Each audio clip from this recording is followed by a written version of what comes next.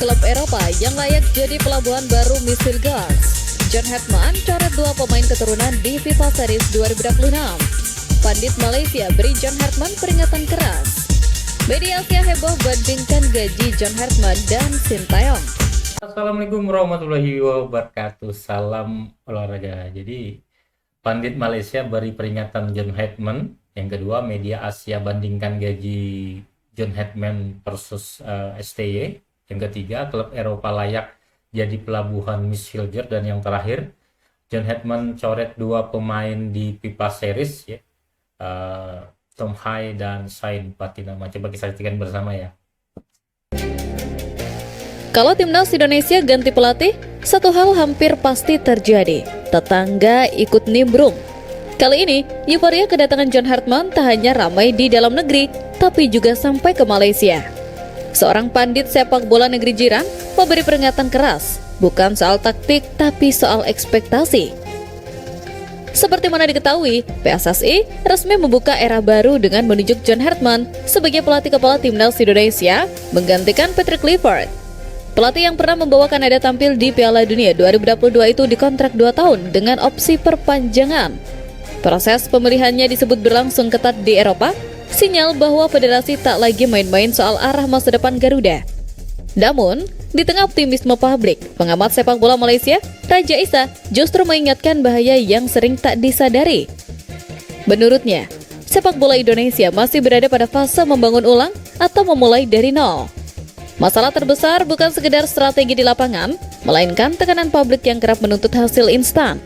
Ekspektasi berlebihan, katanya, bisa berubah jadi jebakan bagi pelatih manapun, termasuk Hetman. Ia juga menyinggung peran federasi.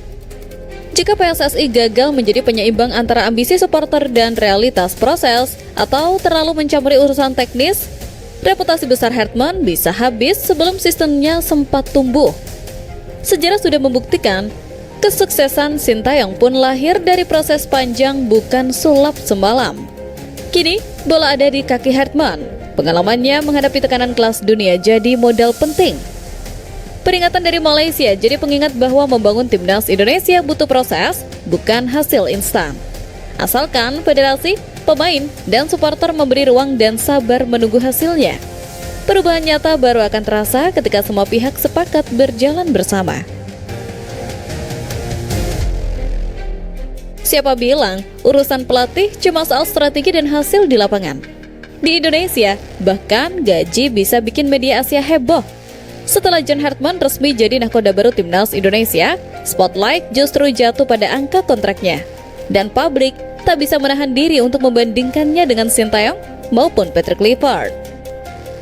Seperti mana diketahui, Hetman, pelatih asal Inggris yang membawa Kanada ke Piala Dunia 2022, dikontrak PSSI mulai 3 Januari dengan gaji sekitar 670 juta rupiah per bulan.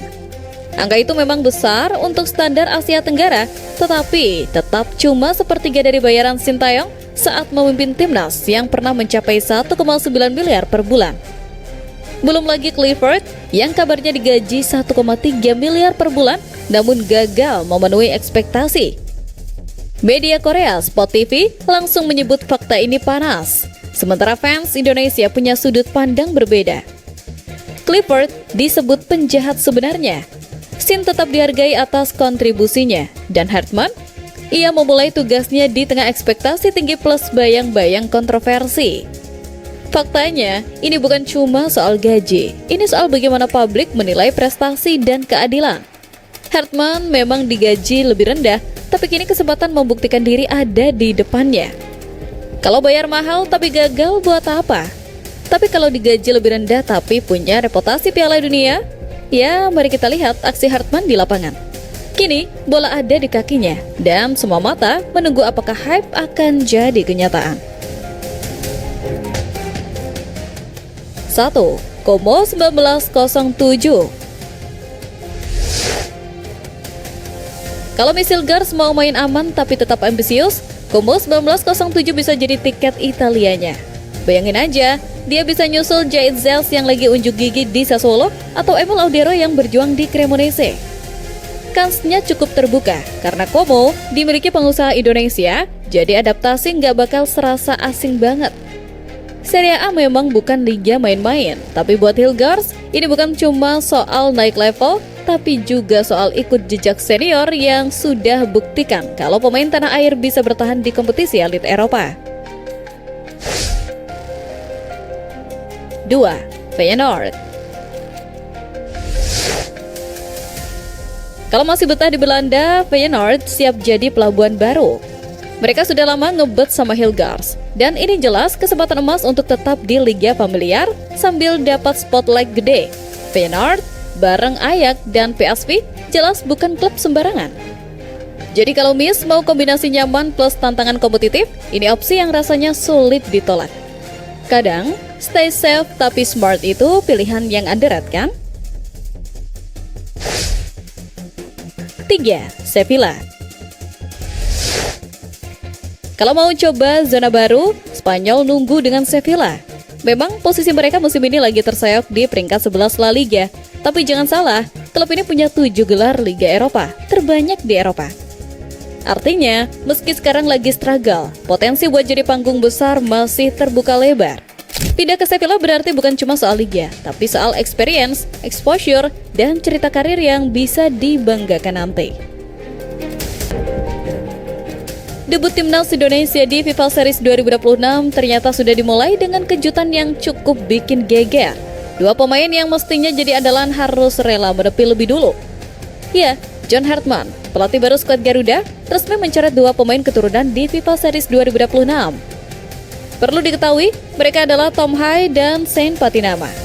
Bukan karena kemampuan mereka dipertanyakan, Tom Hai dan Patinama jelas punya skill yang mumpuni, tapi FIFA sudah menjatuhkan sanksi 4 pertandingan pada keduanya. Awal November 2025, keduanya sempat protes keras ke wasit usai matchday kedua grup B babak keempat kualifikasi Piala Dunia 2026 melawan Irak. Sanksi itu datang bersama denda 103 juta rupiah, sementara PSSI juga kena 1 miliar rupiah karena ada oknum supporter yang melempar botol ke pinggir lapangan. PSSI memilih tak banding. Konfirmasi datang dari Ketua BTN Sumarji. Artinya, Tom Hai dan Saint Patinama absen di 2 laga FIFA Series Maret, 2 laga matchday Juni, dan baru bisa kembali Juli 2026. Kehadiran mereka sangat diharapkan untuk Piala AFF 2026 dari 24 Juli sampai 26 Agustus demi memperkuat peluang timnas juara. Keputusan Hartman memang tidak populer, tapi kadang membangun tim itu bukan soal enak-enakan sekarang. Menunda pemain andalan demi disiplin dan visi jangka panjang justru bisa jadi fondasi buat hasil yang lebih manis nanti. Hartman jelas siap menghadapi resiko itu, karena di sepak bola, langkah berat hari ini kerap jadi cerita kemenangan besok. Untuk video saya saat ini, nantikan video saya selanjutnya. Sampai jumpa.